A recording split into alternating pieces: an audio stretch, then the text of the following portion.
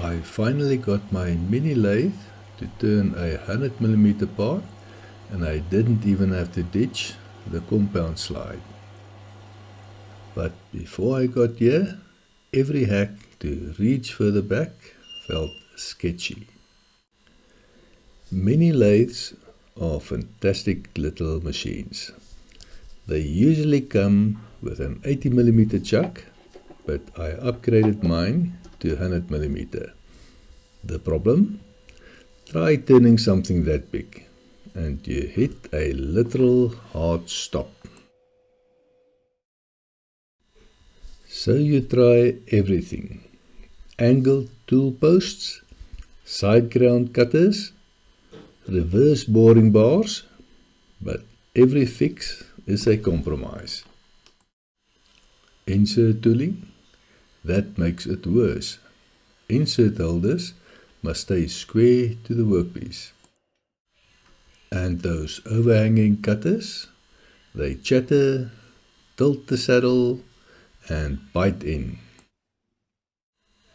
Some people deal with chatter by replacing the compound slide with a solid block. I'm not doing that. The compound slide is far too valuable. Blondie Hacks has a great video on why you should keep it, and I completely agree. I use mine for cutting tapers, fine controlled feeds, threading, and even as a rigid overhang.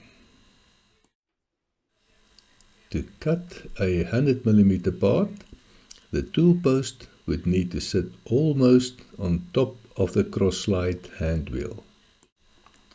I explored every possible workaround. Combination slide? Can't swing it over. The dial hits the cross slide. Lift the combination with a spacer. Now the cutter is above center. Rigid block hanging over towards the hand wheel. You lose the combination entirely. Extend the hand wheel arm. Now you need a new feed screw. Then it hit me. Keep the compound. Just move it further back with a new base and side mounted bolts. The side bolts even make angle changes easier. No more winding the slide back just to reach the locks. I'd lose the angle scale, but I never use it anyway. A protractor is more accurate. Now I can cut a 100mm part without any sketchy hacks. And the dial? Still visible and easy to use.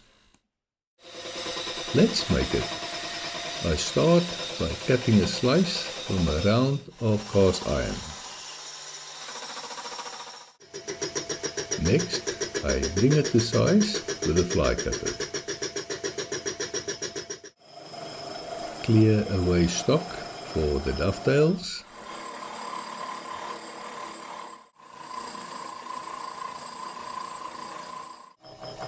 Machine the dovetail slides to match the original base. I keep the part clamped for perfectly parallel dovetails.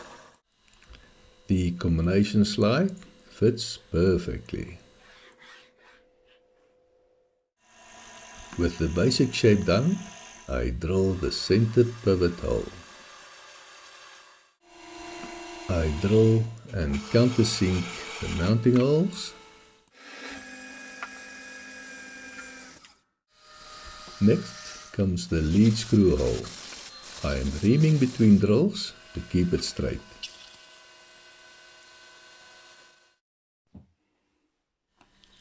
I was worried I wouldn't find a 10 by 1mm tap, but Midway Tools had one. I have been experimenting with power tapping and tried it here. The result was a tap perfectly aligned with the hole. The lead screw fits perfectly. Finally, I reamed the clearance hole behind the thread. And that's the new base done.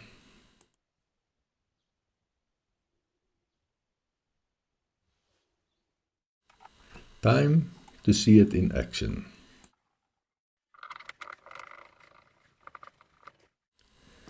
Setting angles is now easier. No winding back to reach the bolts.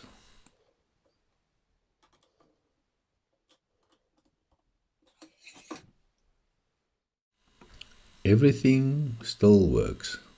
Rotation, locking, fine feed, just like before.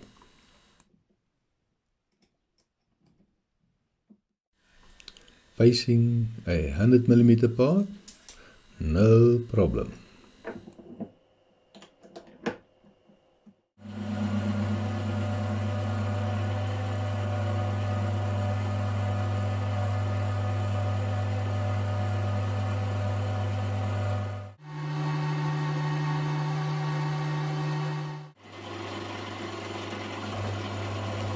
And the outer diameter, still rigid and without chatter. Now my mini lathe can handle 100mm parts and face up to 140mm. More reach, more rigidity, and the compound stays. Check out the next idea by clicking the link on screen. See you in the next project.